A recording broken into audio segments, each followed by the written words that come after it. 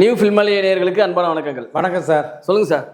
ரஜினி படம் மறுபடியும் கமல் ரஜினி சேர்ந்து படத்தில் பிரச்சனையாக இருக்குது. அது என்ன பிரச்சனை, அது எதுக்காக மாற்றினாங்க டைரக்டர்? இந்த இது சொல்லுவாங்கள்ல, 172 படம் நடிச்சார், ஒரு பிரச்சனையும் ஆனதில்லை. ஒரே ஒரு படம் போய் கமல் பேனருக்கு போனார். அது சொல்லுவாங்களே, வருமா வராதா, நடிப்பாரா நடிக்க மாட்டாரா, எடுப்பாங்களா எடுக்க மாட்டாங்களான்ற நிலைமைக்கு போயிடுச்சு. அது தனுஷ் டைலாக்ஸ் ஒரு நான் 1008 தப்பு பண்ணியிருக்கேன்டா, ஒரு நாள் கூட மாட்டேன்லடா, ஒரே ஒரு லவ் பண்ண மாட்டிக்கிட்டேன் அப்படின்னு வரல. அந்த மாதிரி தான் கதையாக இருக்குது இது கதை. உண்மையாக சொல்லப்போனால் இது யாரும் தப்பெல்லாம் சொல்ல முடியாது சார். இது வந்து சில பேருக்கு வந்து ஸ்கிரிப்ட் பிடிக்காமல் இருக்கலாம், ஒன்லைனில் சொல்லும்போது நல்லா இருந்திருக்கலாம். அது ஒன்லைனில் சொன்னதுக்கப்புறம் ஃபுல் ஸ்கிரிப்டை கொண்டு வரும்போது நான் வேணா படம் நம்ம சொன்னது ஒன்றா இருக்குது, இது ஃபுல் ஸ்கிரிப்டை படிக்கும்போது வேறு மாதிரி இருக்குன்னு சொல்லி யோசிச்சிருக்கலாம். இல்லை அவருக்கு கால் ஷீட் பிரச்சனையாக இருக்கலாம். ஏன்னா அவர் தெலுங்கில் ஒரு படம் எடுத்துகிட்டு இருக்காரு டேரக்டர், உங்களுக்கே தெரியும், நானி வச்சு. ஸோ அங்கேயே அவர் வந்து டைமுக்கு முடிச்சாகணும், இங்கேயே இந்த படத்தை ஸ்டார்ட் பண்ணி ஆகணும். ஸோ இந்த மாதிரி சிக்கட்டான சூழ்நிலைக்கு பல தயாரிப்புகளுக்கு நடந்திருக்கு, பல இயக்குநர்கள் நடந்திருக்கு, பல ஹீரோக்களுக்கு நடந்திருக்கீங்க. இதோட தமிழ் சினிமாவில் புது விதமான விஷயம்லாம் ஒன்றும் கிடையாது. இங்கே பல இதுக்கு வந்து ஒரே படமே வந்து 3 ஹீரோக்களாக மாறி போயிருக்கு. உங்களுக்கு தெரியும், டெஸ்ட் ஷூட்டில் நான் கடவுள் ஒரு திரைப்படம் ஞாபகம் இருக்குன்னு நினைக்கிறேன். முதல்ல அஜித்துக்கு வச்சு கால் ஷீட்லாம் போட்டு டெஸ்ட் ஷூட்லாம் எடுத்தாங்க. அதுக்கப்புறம் முடியலட்டு அப்புறம் மாதவன் வச்சு டெஸ்ட் ஷூட்லாம் எடுத்தாங்க, தெரியல உங்களுக்கு.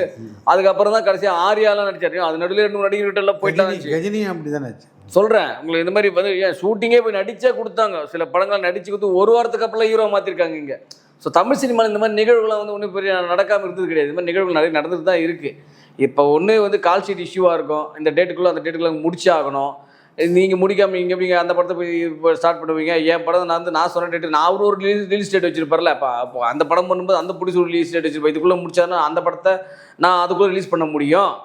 இவர் வந்து போயிட்டாருன்னா அப்புறம் எப்படி அந்த படத்தை ரிலீஸ் பண்ணணும், அது ஒரு பிரச்சனை இருக்கும். ஸோ இப்படிலாம் பார்க்கும்போது நான் ஒன்று குறிப்பிட்ட டைமுக்குள்ளே வந்து நிச்சயமாக பண்ணுறது கஷ்டம். ஒன்று இவங்க வெயிட் பண்ணணும், இல்லை டைரக்டர் வெயிட் பண்ணணும். ரெண்டுமே முடியாத பட்சத்தில் என்ன பண்ண முடியும்? யாராச்சும் ஒருத்தர் வேலைக்கு தான் போவாங்க. சரி, வேறு இயக்குனர் பார்க்கலாம், வேறு டைரக்டர் பார்க்கலாம் அப்படின்னு தான் அந்த ஐடியா. இதுதான் ரீசன், வேறு ஒரு ரீசனும் கிடையாது. ஆனால் இவரை விட அஸ்வின் மாரிமுத்து நல்ல ஒரு சக்ஸஸ் கொடுத்தவர் சார். அஸ்வத் மாரிமுத்து நீங்கள் சொல்கிறீங்க, ஓமை கடவுளேவும் டிராகனும் கொடுத்துருக்காரு. ஓகே, ரெண்டுமே ஓரளவுக்கு மாடரேட் சக்ஸஸ் தான், யாரும் இல்லைன்னு சொல்லலை. ஸோ அவங்க வந்து இந்த ஜென்ஸு கிட்ஸுக்கு ஏற்ற மாதிரி எடுத்தாங்க. Okay right. நீ ரஜினிகாந்த் மாதிரி ஜாம்பாவானை வச்சுக்கிட்டு நீ என்ன டிராகன் மாதிரி கதையை எடுக்க முடியும்? நீங்கள் யோசிச்சு பாருங்கள். நீங்கள் தோணுமா தோணாது அது நீங்கள் சொல்லுங்கள். இப்போ ரஜினிகாந்த் மாதிரி ஒரு ஆளுமையை வச்சுக்கிட்டு, ரஜினிகாந்த் மாதிரி ஒரு உலக லெவலில் வந்து நம்பர் 1 எடுக்கிற நடிகரை வச்சுக்கிட்டு நீங்கள் வந்து எந்த மாதிரி கதையை எடுப்பீங்க? அஸ்வத் மாரிமுத்துல பெரிய பெரிய ஆக்ஷன் இப்போ பாஷாவை எடுத்துகிட்டு போகிறாரு. நான் கேட்குறேன், இல்லை பாஷா எடுத்துகிட்டு போகிறாரா, இல்லை அண்ணாமலை எடுத்துகிட்டு போகிறாரா? எங்கே சொல்லுங்கள். இது மாதிரி கதை எடுக்காமல்ல. ரஜினிக்கு எந்த மாதிரி படம் தேவை? ஒரு ஜெயிலர் மாதிரி தேவை, ஒரு அண்ணாமலை மாதிரி படம் பண்ணணும், ஒரு பாஷா மாதிரி பண்ணணும். அந்த மாதிரி ஒரு மெச்சூர்டு கதையை தான் அவர் தேர்ந்தெடுப்பார். இப்போ உட்காந்து லவ் பண்ணுற மாதிரி கதையை அவர் தேர்ந்தெடுத்துருப்பார். இல்லை, அதுக்கு அப்படியே அவங்க அப்செட் பண்ணியிருக்க மாட்டாங்களா? இல்லைங்க, சொல்கிறேங்க.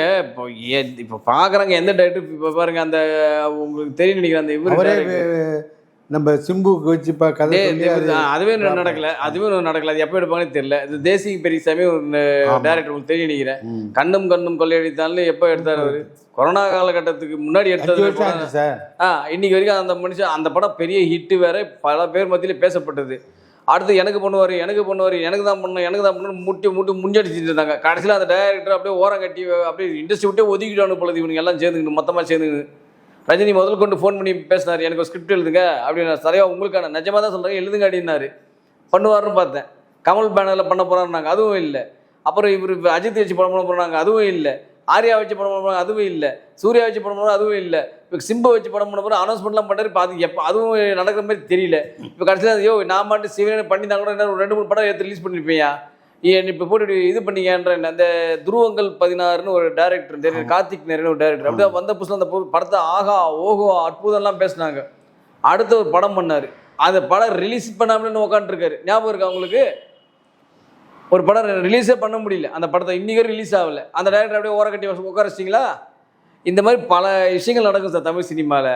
இதெல்லாம் ஒன்று தமிழ் சினிமாவுக்கு ஒன்றும் பெரிய புதுசாக நடக்கிற முதல்ல நடக்கிற விஷயம்லாம் கிடையாது. இதெல்லாம் ஆரம்ப காலகட்டத்தில் நடந்துட்டு வர விஷயம் தான் இது எல்லாமே. அப்புறம் சார், நம்ம ஜெயிலர் 2 ஹையஸ்ட் ரேட்டுக்கு போயிருக்குன்னு சொன்னாங்க சார். ஆமாம் சார். ஜெயிலர் 2 திரைப்படம் வந்து டிஜிட்டல் ரைட்ஸ்ன்னு சொல்லுவாங்க. ஓடிடி தளங்கள், அந்த ஓடிடி தளங்களில் ஜெயிலர் 2 திரைப்படத்தை வந்து அமேசான் பிரைம் நிறுவனம் வந்து வாங்கியிருக்கு. கிட்டத்தட்ட 160 கோடிக்கு இந்த படத்தை வந்து விலைக்கு வாங்கியிருக்காங்க. என்னையா இது 160 கோடிலாம் எங்கேயோ நிற்கிதேயா அப்படின்ற மாதிரியும் கேள்வி எழுது. இது வரைக்கும் வந்து இந்த ஹையஸ்ட் இந்த ஓடிடி தளங்களில் ஹையஸ்ட் ரேட் கொடுத்து வாங்கின படம் வந்து பொன்னியின் செல்வன் 1. அதுதான் தெரிஞ்சு 120 130 வாங்கினாங்க. அதுதான் இன்று வரை ஹையஸ்ட். பொன்னியின் செல்வன் 1 திரைப்படம் தான் வந்து இன்று வரை வந்து ஓடிடி தளங்களிலேயே அதிக விலை கொடுத்து வாங்கிய படம் நம்ம தமிழ் படங்களில். ஸோ அதை தாண்டி வந்து எந்த படமும் வந்து பண்ணதே சரித்திரமே கிடையாது. ஸோ இந்த திரைப்படம் வந்து கிட்டத்தட்ட 160 கோடிலாம் வாங்குறதுலாம் அதை தான் சொல்லுவாங்களா, இதில் 8வது அதிசயம் தான் சொல்லணும் சார். சம்மந்தமே இல்லை. இப்போ ஒரு படத்தை வந்து இப்போ ஒரு பஸ்ஸில் நீங்கள் ட்ராவல் பண்ணுறீங்க, அந்த பஸ்ஸில் ஹையஸ்ட்டு ரேட்டு 1000 ரூபா தான் இருக்கும், சரிங்களா? 10,000 ரூபா கொடுத்து ஒருத்தர் வாங்கிட்டு போகிறாருன்னா எப்படி இருக்கும்? 10,000 ரூபா கொடுத்து ஒரு டிக்கெட்டு வந்து நான் 10,000 தரேன் ஒரு பஸ் சீட்டு கொடுன்னா எப்படி இருக்கும்? பஸ்ஸே காலியாக தான் இருக்குது, ஆனால் 10,000 கொடுத்து நான் வாங்க ரெடின்றாரு. அப்போ எப்படி இருக்கும் உங்களுக்கு? அந்த மாதிரி ஒரு ஜாக் பாட் தான் சொல்ல தோணுது அந்த படத்துக்கு. ஸோ ஓடிடி தளங்கள் உருவான காலத்தில் அப்போ வந்து சப்ஸ்கிரிப்ஷன் வந்து அதிகமாக போச்சு. அதிகமாக ஏன் போச்சுன்னா அன்றைக்கி வந்து கொரோனா காலகட்டம், என் மக்கள் வெளியே வர சூழ்நிலை. அந்த டைமில் வந்து எல்லாம் வீட்டில் இருந்தால் படம் பார்த்தாங்கன்னு வீட்டை விட்டு வெளில வர சூழ்நிலையில் ஓடிடி தளங்களில் படங்கள் வெளியாச்சு. ஓடிடி தளங்களில் படங்கள் பார்த்தாங்க, மக்கள் ஆர்வம் அதிகமாக இருந்தது. அதனால் அதிக விலை கொடுத்து வாங்கினாங்க. அன்றைக்கி வந்து பார்த்தீங்கன்னா 70 80 90 100லாம் கொடுத்து வாங்கினாங்க அன்றைக்கி அந்த காலகட்டத்தில் படங்கள், பெரிய பெரிய முன்னணிகள் படங்கள்லாம். ஆனால் இப்போ என்ன ஆச்சுன்னா கொரோனா காலகட்டம்லாம் முடிஞ்சு ஓடிடி தளங்களே நீங்கள் மக்கள் பெருசாக மதிக்கிறதே கிடையாது படங்களை. உங்களுக்கு தெரியும், ஓடிடி தளங்களே மக்கள் பெருசாக மதிக்கிறதில்ல படங்களை. ஸோ அந்த வகையில் இருக்கும்போது இப்போ என்ன ஆகுதுன்னா இன்னைக்கு காலகட்டத்திலாம் வந்து இவ்வளோ ரேட்டு குத்தில் எடுக்கிறதுக்கு அப்புறமா இருக்க இப்போ பல திரைப்படம் உங்களுக்கே தெரியும் கான்ட்ராக்டெல்லாம் கேன்சல் பண்ணிட்டு போயிட்டாங்க. இப்போ சமீபத்தில் விஜய் படம் ஜனநாயகம் கூட தெரியும், எப்போ நீ படத்தை ரிலீஸ் பண்ணு அப்புறமா நான் பார்த்துட்டு கான்ட்ராக்டே கேன்சல் பண்ணிட்டேன் அமேசான் பிரைம். உங்களுக்கு தெரியும் நினைக்கிறேன், ஒரு விலை கொடுத்து வாங்கியிருந்தாங்க, அக்ரிமெண்ட்டை கேன்சல் பண்ணிட்டு போயிட்டாங்க, நீ படம் ரிலீஸ் ஆகலை சொன்ன டேட்டுக்கு அடின்ட்டு.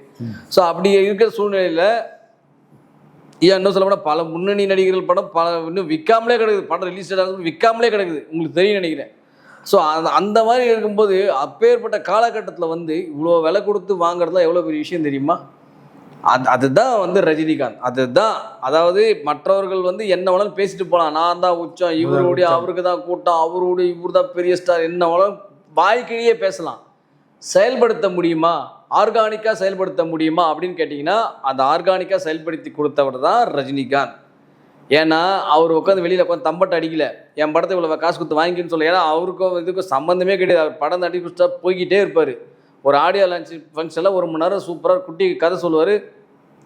ஒரு ரஜினிகாந்த் ஏதாச்சும் கதை சொல்லுவார், அவ்வளோதான். மிஞ்சி போனால் அந்த படத்துக்கும் அவருக்கு உண்டா சம்பளம். அதை முடிச்சிட்டானா அடுத்த படத்துக்கு போயிடுவார், அவ்வளோதான்.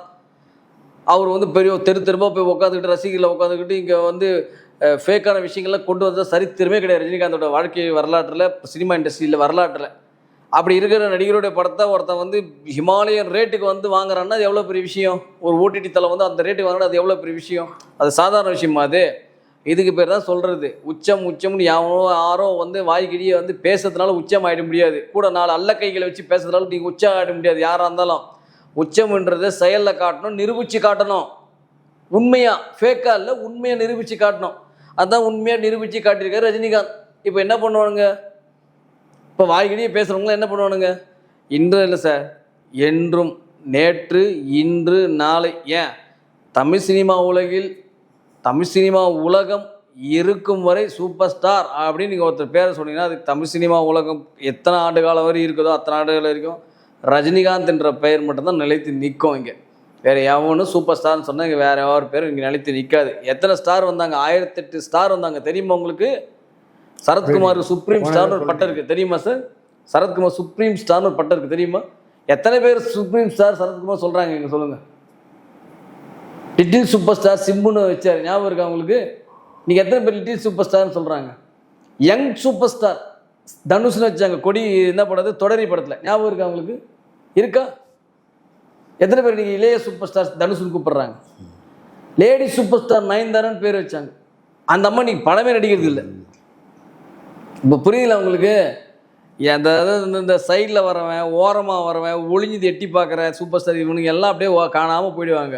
இங்கே நிலைச்சி நிற்கிறது யாருன்னா ரஜினிகாந்த் மட்டும்தான் நிற்பார். இது வந்து தமிழ் சினிமா இருக்கும் வரை என்றுமே நிரந்தர சூப்பர் ஸ்டார் ரஜினிகாந்த் மட்டும்தான். இது வந்து கடையில் விற்கிற பொருளோ கிரிக்கெட் விளையாடும்போது சுழற் கோப்பையோ கிடையாது. இந்த வாட்டி நீ ஜெயிச்சிட்டு தான் நீ ஏற்றுக்க, நான் ஜெயிச்சிட்டேன் நான் ஏற்றுக்கன்னு சொல்கிறதுக்கு கிரிக்கெட்ன்றது பொது, அந்த மாதிரி தான் சினிமான்ற பொதுவில் ரஜினிகாந்த்ன்றவர் எப்பவுமே நிரந்தரமாக அவர் மட்டும்தான் இருப்பார். Okay sir. அவருடைய படம் எப்போ சார்? எனக்கு தெரிஞ்சு ஜெயிலர் 2 வந்து ஆகஸ்ட் மாதம் ரிலீஸ் ஆகிறதுக்கு வாய்ப்பு இருக்குது சார். இந்த இண்டிபெண்டன்ஸ் டே வீக்கெண்டுக்கு முன்னிட்டு வந்து ரிலீஸ் பண்ணுறதா பிளான். எனக்கு இப்போதைக்கு அதை தான் பிளான் பண்ணிக்கிட்டு இருக்காங்க.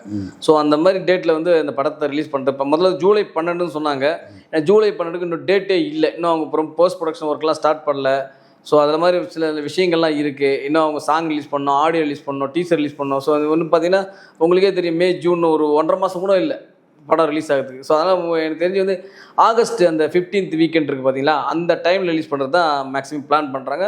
எனக்கு தெரிஞ்சு அந்த டைமில் தான் ரிலீஸ் ஆகும் இந்த திரைப்படம். ஓகே சார், நன்றி sir. Thank you very much sir. இந்த வீடியோ உங்களுக்கு பிடிச்சிருந்தா லைக் பண்ணுங்கள், கமெண்ட் பண்ணுங்கள், ஷேர் பண்ணுங்கள், சப்ஸ்கிரைப் பண்ணுங்கள்.